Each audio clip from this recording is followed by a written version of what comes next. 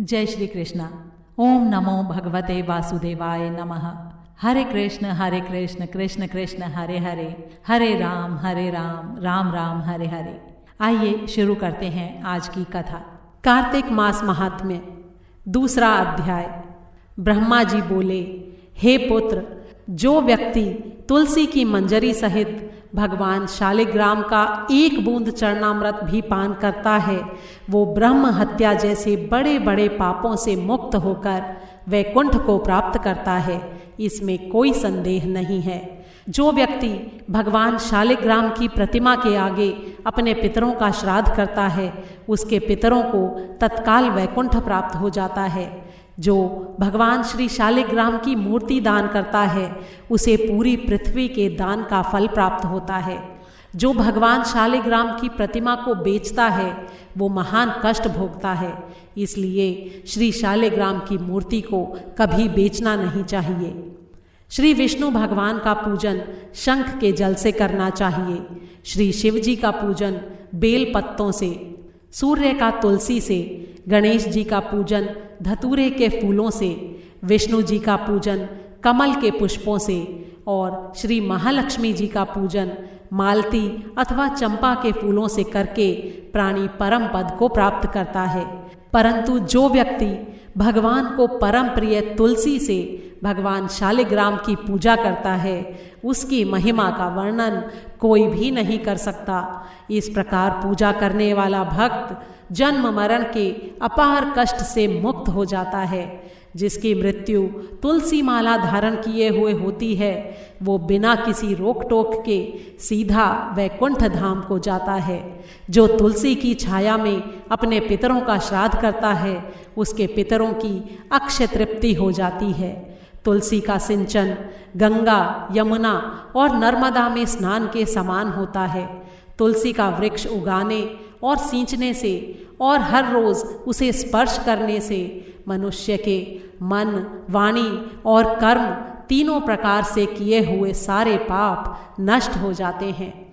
कार्तिक मास में व्रत करने वाला तुलसी जी का शांत चित्त से पूजन, प्रदक्षिणा और नमस्कार करके हाथ जोड़कर प्रार्थना करे, हे हरि की परम प्रिया, देवताओं ने तुम्हें बनाया और मुनियों ने तुम्हारा पूजन किया है। मैं भी नतमस्तक होकर तुम्हें नमस्कार करता हूँ। जो प्राणी आंवले के पत्तों और पुष्पों से भगवान का पूजन करता है अथवा आंवले के वृक्ष के नीचे बैठकर भगवान का पूजन करता है, उसको सोने के फलों और फूलों से पूजा करने का पुण्य फल प्राप्त होता है। जो मनुष्य द्वादशी तिथि को तुलसी और आंवले के पत्तों को तोड़ता है, वो घोर नरक भोगता है। प्रत्येक मनुष्य को चाहिए कि कार्तिक मास में आंवले के फल, तुलसी और गोपी चंदन की माला धारण करे। ऐसा करने से वो आवागमन के चक्र से हमेशा के लिए मुक्त हो जाता है। कार्तिक मास में स्नान और व्रत करने वाले मनुष्य को चाहिए कि वो ब्राह्मणों को भोजन कराने के पश्चात चंदन, पुष्प, पान और दक्षिणा देकर संतुष्ट करे।